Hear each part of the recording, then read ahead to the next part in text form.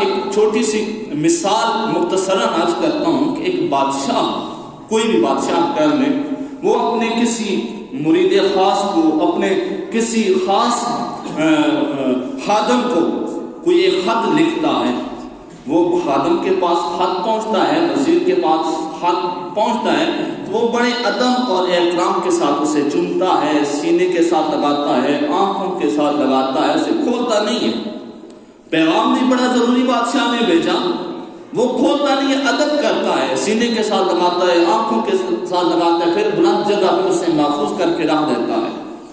کچھ عرصہ گزر جاتا ہے، بادشاہ خود پوچھتا ہے اس سے، یا یہ خود بادشاہ کے دربار میں جاتا ہے، ہاں بھائی میں نے تیری طرف خط بھیجا تھا، تو نے پڑھا؟ اس نے کہا خط پہنچا تھا، ادب بڑا کیا تھا، چوما اسے بڑا تھا، سینے کے ساتھ بڑا لگایا تھا،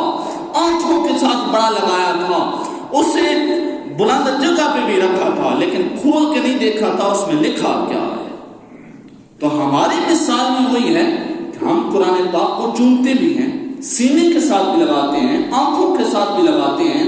بلند جگہ پہ رکھتے بھی ہیں، لیکن ہم کھول کے دیکھتے نہیں کہ رب نے اس میں پیغام ہمارے لیے کیا بھیجا ہے، رب نے اس میں لکھا ہمارے لیے کیا ہے۔ ہم اگر عربی پڑھیں گے تو وہ تو ہمیں سمجھ نہیں آئے گی، تو پھر اس کے لیے ہمیں ترجمے کا، تفسیر کا سہارا لینا پڑے گا، یا اس علم کو حاصل کرنا پڑے گا۔ تو ہر بندہ علم تو اتنا نہیں حاصل کر سکتا، اور نہ ہر بندہ اتنا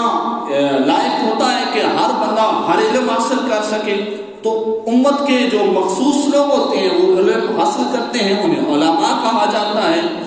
اور پھر وہ لوگ اس قرآن پاک کی تشریح آپ تک پہنچاتے ہیں۔ پھر ہم سب کا فرض بنتا ہے کہ اس قرآن پاک کی تشریح کو اپنے سینوں میں محفوظ کریں اور اس کے مطابق اس پہ عمل کریں۔ یہ تھی تفسیر اور اس کے ثواب۔ اور میں نے پہلے عرض کی، دوبارہ اس بات کو عرض کر کے کہ ایک بندہ پورا قرآن پاک ناظرہ پڑھتا ہے، ایک بندہ ایک رکوع تفسیر کے ساتھ پڑھتا ہے اور سمجھتا ہے کہ رب نے اس میں کہا کیا ہے،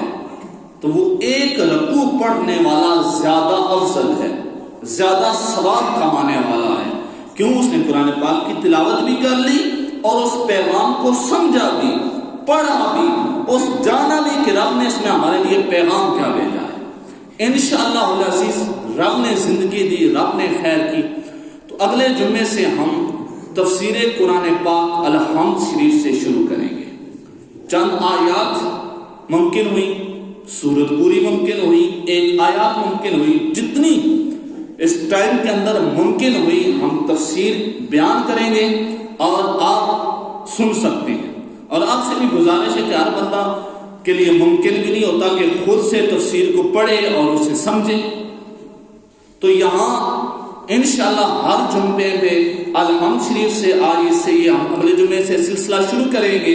الحمد شریف سے ہم شروع کریں گے کہ قرآن پاک کی تفسیر، اس کی وضاحت، اس کا شان نزول، اس کے مسائل، جو کچھ ہے درس ضیاء القرآن ہوگا انشاءاللہ۔ تو آپ سارے دوست اپنی سب کی بہت زیادہ مصروفیات ہیں، اپنی مصروفیات سے تھوڑا سا لمحہ نکالیے گا اور جلدی تشریف لے آئیے گا، تاکہ ہم ہر بندہ گھر میں کوئی تفسیر نہیں پڑھ سکتا تو کم از کم ہم زندگی میں اپنی جس نے رب نے جتنی زندگی دی ہے، اپنی زندگی میں کم از کم ایک دفعہ تفسیر قرآن سن تو سکیں نا، ہم یہ تو دیکھ سکیں، سن تو سکیں کہ رب نے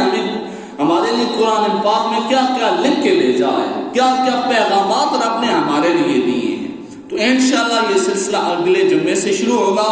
اور